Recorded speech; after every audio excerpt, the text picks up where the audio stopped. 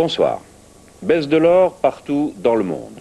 Le pape cette semaine en Amérique centrale. Les guérilleros du Salvador décrètent un cessez-le-feu pour sa visite. Et l'agresseur du pape, Ali Aqsa, aurait voulu tuer également Lech Walesa.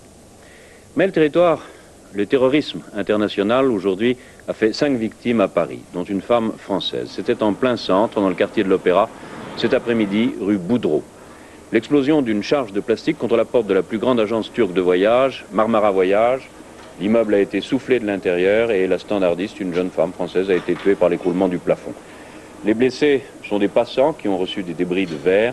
Et quelques minutes après l'explosion, l'attentat a été revendiqué par les Arméniens de l'armée secrète du groupement Assalah, qui depuis des années attaque les biens et les personnes turques pour protester contre le génocide des Arméniens par les Turcs en 1915. Déjà à Paris, au mois de janvier, ils avaient jeté une grenade dans le hall de la compagnie aérienne turque sur les Champs-Élysées. Et il y a 7 ans, ils avaient assassiné à 2 jours de distance les ambassadeurs de Turquie à Vienne et à Paris. S'ils ont participé à des attentats en Suisse, à Ankara même, ils semblent bien concentrer leur action sur la France, où quelques militants arméniens sont détenus en prison. Et la Salah réclame pour eux le statut de détenu politique.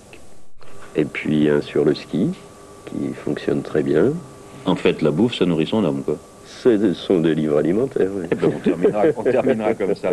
Et avec le temps de demain, il fera un petit peu plus frais, avec des nuages, des averses, mais aussi quelques lambeaux de ciel bleu. Neige en montagne. Pour aujourd'hui, bonsoir et bonne nuit.